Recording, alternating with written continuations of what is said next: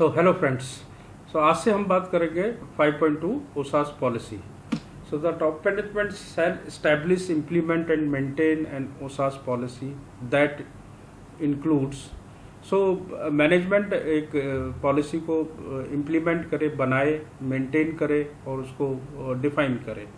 वो क्या क्या इंक्लूड करना चाहिए? Commitment to provide safe and healthy working conditions for the prevention of work related injuries and health and is appropriate to the purpose, size, context of the organization and to specific nature of its OSHAS risk and opportunities. So उसके अंदर include होना चाहिए कि उसमें commitment हो top management की तरफ से कि हम safe and healthy working conditions देंगे अपने वर्क प्लेस पे कोई भी रिलेटेड एक्टिविटी से रिलेटेड, एंड हम प्रिवेंट करेंगे कि कोई इंजरी ना हो, कोई हेल्थ इश्यूज ना आए किसी भी पर्सन के ऊपर जो भी ऑर्गेनाइजेशन या जो हमारी बाउंड्रीज के अंदर काम कर रहा है। सो जो पॉलिसी है वो उसका पर्पस मीट होना चाहिए, क्या हम प्रोडक्ट बना रहे हैं, क्या प्रोसेस है, उसका साइज बिल्कुल क्लियर होना चाहिए कि हमारी मदर प्लांट या हमारे इस प्लांट के लिए एप्लीकेबल है, एंड ऑर्गेनाइजेशन किस कॉन्टेक्स्ट में काम कर रही है, क्या ऑर्गेनाइजेशन की बाउंड्रीज हैं। सर्विस सेक्टर में तो वो क्लियरली उसके अंदर एड्रेस हो, प्रोडक्ट है तो वो कौन सा प्रोडक्ट के ऊपर हम कर रहे हैं सो वो पॉलिसी में रिफ्लेक्ट हो, या कोई प्रोसेस इंडस्ट्री है तो हम किस प्रोसेस के अंदर हमारी ऑर्गेनाइजेशन काम करती है तो वो स्पेसिफाइड हो हमारी पॉलिसी के अंदर। एंड उसके अंदर हम ये भी डिफाइन करें कि हमारे प्रोडक्ट या प्रोसेस या हमारी सर्विसेज से रिलेटेड कौन सी रिस्क हैं और कौन कौन सी अपॉर्चुनिटीज़ हैं जिसको कि हम फर्दर इम्प्रूव कर सकते हैं। Provide a framework for setting the OHSAS objectives. So उसके अंदर एक फ्रेमवर्क, एक क्लियर कट डायरेक्शन हो कि हमारे ऑब्जेक्टिव्स किस तरीके से डिफाइन होंगे, कैसे हम ऑब्जेक्टिव्स को सेट करेंगे। So may be zero tolerance with related to injuries, with related to health, so या safe environment, so that will clearly direct the long term goals और स्ट्रेटेजिक गोल्स कि हमारे ऑब्जेक्टिव्स किस तरीके से डिफाइंड होंगे डिफरेंट प्रोसेसेस के अंदर।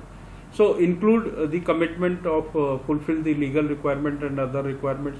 सो वहाँ पर एक कमिटमेंट भी होना चाहिए कि हम लीगल रिक्वायरमेंट्स को कंप्लाई करेंगे, लीगल रिक्वायरमेंट्स को मीट करेंगे, या कुछ और अदर हमारी इंटरनल और एक्सटर्नल इंटरेस्टेड पार्टीज़ की रिक्वायरमेंट्स है, या हमारी मैनेजमेंट की रिक्वायरमेंट है, कस्टमर की रिक्वायरमेंट्स है, सो वो भी हमारी रिक्वायरमेंट्स को हम फुलफिल करेंगे, वो पॉलिसी में क्लियरली डिफाइन होना चाहिए।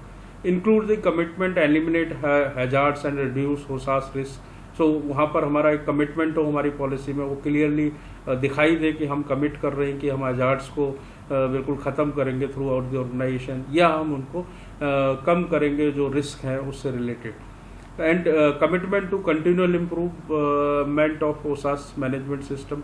सो हम कंटिन्यूअली इम्प्रूव करेंगे ओसास मैनेजमेंट सिस्टम में।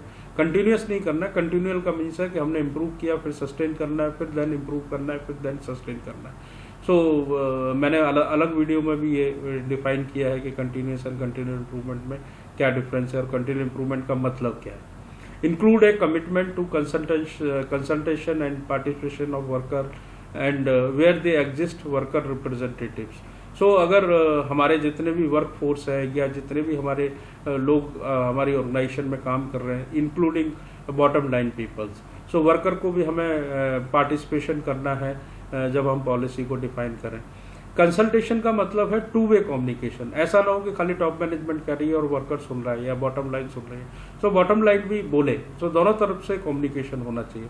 सो दोनों लोग आपस में डिस्कस करके उनको इन्वॉल्व करें, और अगर हमारे ऑर्गेनाइजेशन में कोई लीगल एसोसिएशन है या यूनियन है वर्कर्स की, तो उनको भी हम इन्वॉल्व करें जब हम अपना फ्रेमवर्क बना रहे हैं या पॉलिसी को डिफाइन कर रहे हैं। So the OHSAS policy shall be available as a documented information. So policy clearly document के अंदर डिफाइन करनी है, एंड वो प्रॉपरली हम कम्युनिकेट करें थ्रू आउट दी ऑर्गेनाइजेशन, सबको हम बताएं, या उसको हम पॉलिसी से रिलेटेड ट्रेनिंग्स दे सकते हैं और पॉलिसीज़ को हर जगह डिस्प्ले कर सकते हैं। सो उसको प्रॉपरली कम्युनिकेट करें कि हमारा इंटेंट क्या है ओसास से रिलेटेड हमारी मैनेजमेंट का, एंड वो अवेलेबल हो फॉर इंटरेस्टेड पार्टीज। सो जो भी इंटरनल और एक्सटर्नल इंटरेस्टेड पार्टीज हैं वो उनके लिए इजीली अवेलेबल हो। सो कंपनी के गेट पे या रिसेप्शन पे हर जगह पे ये डिस्प्ले होना चाहिए। एंड जो policy should be relevant and appropriate. So policy है कि हमारे प्रोडक्ट प्रोसेस के बारे में बिल्कुल क्लियरली बताए, और जो कुछ हमने इससे पहले बात करी थी वो सारी की सारी चीज़ें हमें इस पर इंक्लूड करनी है, और वो अप्रोप्रिएट हो। मतलब ऐसा ना हो वो हमारे प्रोडक्ट और हमारे प्रोसेस से या हमारे ऑर्गेनाइजेशन के ऑब्जेक्टिव से रिलेटेड होनी चाहिए। ऐसा ना हो कि हमारा प्रोडक्ट कुछ और है और हमारी पॉलिसी किसी दूसरी डायरेक्शन में बात कर रही है। So now we will talk about the organization roles and responsibility and authorities. So we are playing so many roles. So we have to clear कि रोल क्या है। रोल कभी कभार हम फादर का रोल अदा कर रहे होते हैं, कंपनी में जाते हैं तो कहीं पर हम बॉस का रोल अदा करते हैं और कहीं पर हम सबॉर्डिनेट का रोल अदा करते हैं। सो हमें क्लियरली ये डिफाइन करना है थ्रू आउट द ऑर्गेनाइजेशंस कि हमने हमारे ऑर्गेनाइजेशन में कितने तरह के रोल्स हैं, मतलब कितने तरह के लोगों को काम करने, कितने तरह के लोगों को रोल्स अदा करने, और वो रोल्स क्लियरली अगर डेजिनेशन वाइज हैं, हायरार्की वाइज हैं, वो क्लियरली डिफाइन होने चाहिए कि कौन क्या मैनेजमेंट का रोल है, एग्जीक्यूशन का रोल क्या है, और जो लोग परफॉर्म कर रहे हैं नीचे उनका क्या रोल है, और जो ग्राउंड लेवल पे प्रोडक्ट को हाथ लगा रहे हैं या जो एक्चुअल है हजार्ड्स के साथ हैंडल कर रहे हैं और उनका क्या वो उसका क्या डेजिनेशन है, वो कौन सा रोल है, उसको क्लियरली डिफाइन करें। इंजीनियर, सेफ्टी ऑफिसर, और मे बी द मैनेजर, और may be the associate, may be worker and may be operator. So और वो जितने भी हमारे रोल्स हमने आइडेंटिफाई किए उनकी क्या रिस्पॉन्सिबिलिटी है जब सेफ्टी से रिलेटेड, हैजार्डस मटेरियल को हैंडल करने से रिलेटेड, और उनकी क्या अथॉरिटीज़ हैं, वो कहाँ पर बंद कर सकते हैं मैन्युफैक्चरिंग को, कहाँ पर वो उसके ऊपर एक अलार्म या विसल ब्लोइंग कर सकते हैं कि भैया ये इंसिडेंट हो गया, स्टॉप करो प्रोडक्शन को और इसके ऊपर ये एक्शन लो। तो वो क्लियरली हमारी थ्रू आउट द ऑर्गेनाइजेशन में डिफाइन हो roles, responsibility and authorities, and properly communicated हो थ्रू आउट द ऑर्गेनाइजेशन, कि सबको मालूम हो कि कौन हमारा सेफ्टी ऑफिसर है, कौन अगर ये इंसिडेंट हो गया तो कौन इसके ऊपर ऑथराइज पर्सन है जो एक्शंस या डिसीजंस लेगा। सो और कौन इसके लिए रिस्पॉन्सिबल है कि ये इंसिडेंट ना हो, और कौन रिस्पॉन्सिबल है कि ये सारे के सारे हमारे SOPs जो रूल्स हैं वो प्रॉपरली इम्प्लीमेंटेड है। So the top management shall ensure the responsibility and authorities for relevant roles within the OSHAS management system are assigned and communicated at all level within the organization and maintained as documented information. So इसके बारे में हमने बात कर ली, और roles and responsibility बिल्कुल document के अंदर डिफाइन होनी चाहिए स्ट्रक्चर में। So worker at each level of organization shall assume responsibility for those aspects of the OSHAS management system over which they have control. So जितने भी वर्कर्स हैं, operators हैं, उनको भी क्लियरली ये मालूम होना चाहिए कि हमें क्या क्या ध्यान रखना है, हमें मशीन पे काम करने से पहले क्या क्या सेफ्टी नॉर्म्स का ध्यान रखना है, क्या किस प्रोसेस के अंदर कौन कौन से PPEs को यूज़ करना है, हमें किस तरीके से मशीन को हैंडल करना है। सो वो जो कंट्रोल करने वाले हैं उन रिस्क को, वो क्लियरली कम्युनिकेट होना चाहिए, क्लियरली वो डिफाइन होना चाहिए। इसमें कुछ गाइडलाइंस दिए हैं नोट के अंदर। While responsibility and authority can be assigned, ultimately top management is still accountable for functioning of OSHAS management system. So ultimate top management is responsible. अगर लीगल बॉडीज अगर कुछ आती है तो उनको उनके सामने अकाउंटेबिलिटी और लीगल रिक्वायरमेंट को मीट करने की रिस्पॉन्सिबिलिटी क्लियरली एक मैनेजमेंट की होनी चाहिए, and management is accountable for any accident और अनहेल्थी इन्वायरमेंट। सो वो क्लियरली हमारी स्ट्रक्चर वे के अंदर ये क्लियरली मेंशन होना चाहिए। Top management shall assign the responsibility and authorities for क्या क्या ध्यान में रखना है, ensure that the quality overall OSHAS management system confirm the requirement of this document. So ये स्टैंडर्ड की सारी क्लॉज की रिक्वायरमेंट्स मीट हों, उसको हमें ध्यान में रखना है जब भी हम रिस्पॉन्सिबिलिटीज एंड अथॉरिटीज डिफाइन कर रहे हैं। Reporting on the performance of OSHAS management system to top management. So ये भी हमें स्ट्रक्चर बनाना है कि हम टॉप मैनेजमेंट को कैसे कम्युनिकेट करेंगे अगर कोई रिस्क या कोई इंजरी या कोई इससे रिलेटेड कोई भी इश्यूज या कोई रिस्क आते हैं तो, और वो रिपोर्टिंग का स्ट्रक्चर क्या रहेगा। Consultation and participation of workers. So consultation का मतलब टू वे कम्युनिकेशन, वर्कर भी बोले और हम भी बोले, सो दोनों तरीके से हम एक जगह पे कंक्लूड करें, सो उसे कंसल्टेशन कहते हैं। ये नहीं कि एक साइड से रूल बन जाए और दूसरा आदमी खाली उसको फॉलो करे। सो दोनों तरीके से बताएं कि साहब आपने ये रूल बनाया, ये रूल को इम्प्लीमेंट करने में ये दिक्कत है, इसको हम ऐसे कर लें तो बेटर है। तो दोनों तरीके से हम डिस्कस करें, टू वे कम्युनिकेशन करें एंड वर्कर्स को इन्वॉल्व करें। किस किस जगह पे इन्वॉल्व करना है, that we are discussing in this clause 5.4. So the organization shall establish, implement and maintain a process for consultation and participation of worker at all applicable level and functions. So हमें एक document बनाना है, एक procedure बनाना है या एक process बनाना है जिसके अंदर क्लियरली हमें मेथड डिफाइन करें, कैसे उस प्रोसेस को हम इम्प्लीमेंट करेंगे और कैसे उसको मेंटेन करेंगे, सो दैट कि सब वर्कर इन्वॉल्व हैं। Whether they exist workers representative, अगर कोई वर्कर के हमारी यूनियंस के या हमारे कुछ रिप्रेजेंटेटिव्स हैं तो वो कैसे रहेंगे, और उसको development, planning, implementation, performance, evaluation and action for improvement, सब जगह पे हमें उनको इन्वॉल्व करना है। जब हम डेवलप करें OSHAS सिस्टम को, या हम इससे रिलेटेड कोई प्लानिंग कर रहे हैं, या हम उन रूल्स को इम्प्लीमेंट कर रहे हैं, लाइक लीगल रिक्वायरमेंट को मीट करने के लिए अगर हम कुछ कंडीशंस को इम्प्लीमेंट कर रहे हैं, या हम उसकी परफॉर्मेंस को इवैल्यूएट कर रहे हैं कि लाइक कोरोना के केस में हमने कितने लोगों की एक स्क्रीनिंग करी, उसमें से कितने लोगों को अलार्मिंग सिचुएशन आई, हम कितने लोगों का हमने हेल्थ चेक किया तो उसमें से कितने निकले। सो हम कैसे इवैल्यूएट करेंगे अपनी परफॉर्मेंस को, एंड देन उसके ऊपर हम फर्दर क्या एक्शंस ले रहे हैं, सो दैट कि हमारा overall occupational health system improve हो सके। So the organization shall provide a mechanism. So एक हमें एक सिस्टम, एक पूरा मैकेनिज्म, एक स्ट्रक्चर वे में डिफाइन करना पड़ेगा कि हम कैसे लोगों को इन्वॉल्व कर रहे हैं, और उसके लिए पर्टिकुलर टाइम भी अलोकेट करना पड़ेगा, क्योंकि वर्कर्स आते हैं फॉर दी वर्क, काम करने के लिए। सो हमें उसमें से उनको 2 घंटे 1 घंटे जो भी हमें टाइम भी देना पड़ेगा, और उसके लिए टाइम भी निकालना पड़ेगा for the consultation and training दे हम वर्कर्स को, जो सो दैट कि वो समझ पाए कि OSHAS होता क्या है, ये सेफ्टी से रिलेटेड हमारे लिए क्यों इम्पोर्टेंट है, सेफ फ्री इन्वायरमेंट क्यों इम्पोर्टेंट है, कोई हेल्थ इश्यूज हमारे साथ ना आए वो क्यों इम्पोर्टेंट है। तो उसके लिए उनको हम अवेयर करें, उनके लिए ट्रेनिंग ऑर्गेनाइज करें, अवेयरनेस ट्रेनिंग प्रोग्राम्स करें, एंड हो सके तो ऑन जॉब ट्रेनिंग प्रोग्राम भी कर सकते हैं, like mock drill with related to fire और with related to machine safety issues.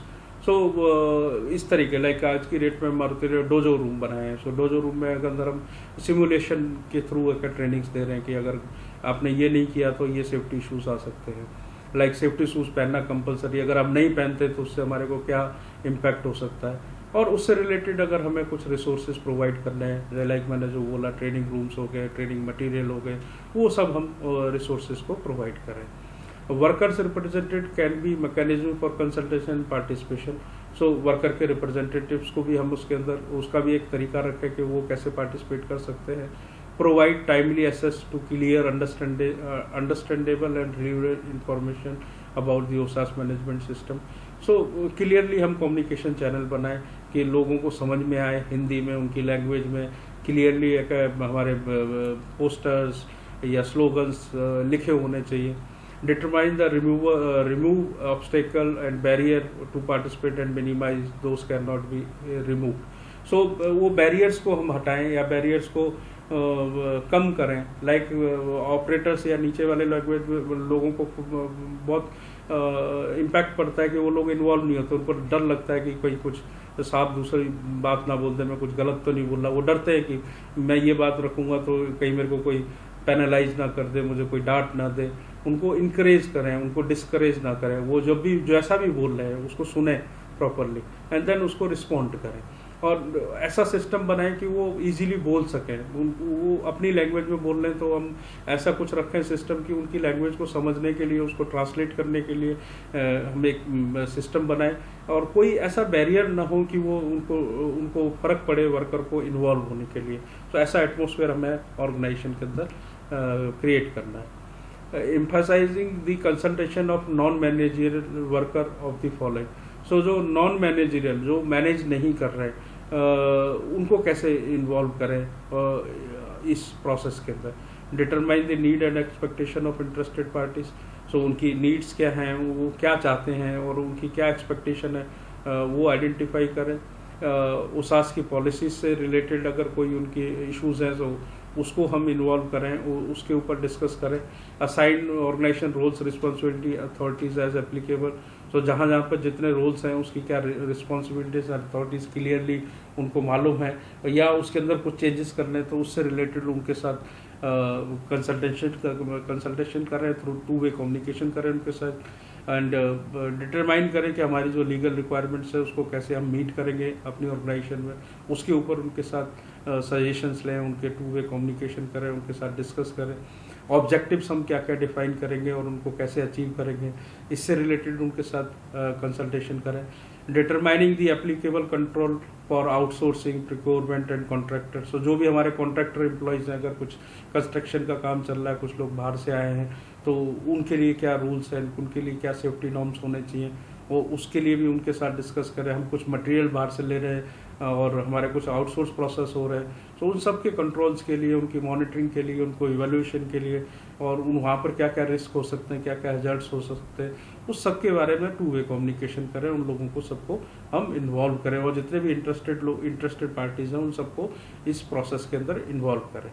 Determining what need to be monitor and measure evaluated, जो मैंने अभी बात करी, and planning establish implement and maintaining a audit programme. So हम बार बार उसको अपने थ्रू इंटरनल प्रोसेस के हम कैसे ऑडिट करेंगे, कैसे चेक करेंगे कि वो रूल्स प्रॉपरली इम्प्लीमेंट हो रहे हैं, वो प्रॉपरली मेंटेन हो रहे हैं, जो भी हमने एसओपीज बनाई हैं, जो भी पीपीज यूज़ कर लिए हैं, लोग सेफ्टी शूज़ पहन रहे हैं, हेलमेट्स पहन रहे हैं, सो जो भी पीपीज हमने डिफाइन किए उसको हम थ्रू इंटरनल ऑडिट्स कैसे मॉनिटर करेंगे, और हम इंश्योर करें कि वो कंटिन्यूली इम्प्रूव हो अगर उसके अंदर कुछ सजेशंस आए हैं तो।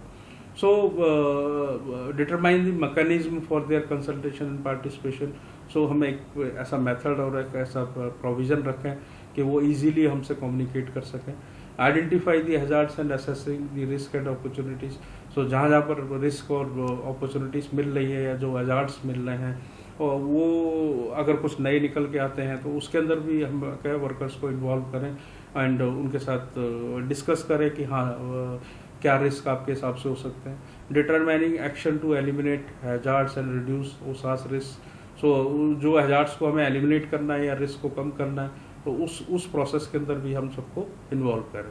डिटरमाइन द कम्पिटेंसी रिक्वायरमेंट, सो क्या हमें उनको ट्रेनिंग देनी है, क्या उनको मालूम होना चाहिए कि लीगल रिक्वायरमेंट्स के बारे में, पीपीज के बारे में, उनको कॉन्सिक्वेंसेस बिल्कुल क्लियर होने चाहिए कि अगर हम ये रूल फॉलो नहीं करेंगे तो उसका क्या इम्पैक्ट पड़ेगा ऑर्गेनाइजेशन पे और आपके ऊपर। एंड कम्युनिकेशन चैनल बिल्कुल क्लियर कट उनकी लैंग्वेज के अंदर प्रॉपरली होना चाहिए, सो दैट कि कंसल्टेशन प्रोसेस भी हम जो कहना चाह रहे हैं उनको समझ में आए और वो जो कहना चाह रहे हैं वो हमें समझ में आए। सो उसका चैनल हम बनाएंगे, हम डिस्प्ले बोर्ड्स पर डिस्प्ले करेंगे, मेल्स के थ्रू करेंगे, मीटिंग्स के थ्रू करेंगे, कॉन्फ्रेंसेस के थ्रू करेंगे, so that method has to be defined. Determine the control measure and their effective implementation and use, so जो भी हमने मेजर्स लिखे हैं, एसओपीज में डाले हैं, जो रूल्स डाले हैं वो कैसे हम इम्प्लीमेंट करेंगे, और अगर कोई इंसिडेंट हो जाता है ऑर्गेनाइजेशन में तो उसका रीज़न क्या है, रूट कॉज क्या है, उसका कैसे करेक्टिव एक्शन ले सकते हैं, सो दैट कि वो दोबारा ऐसी चीज़ें ना हो, उसके लिए हमारे क्या सिस्टम है।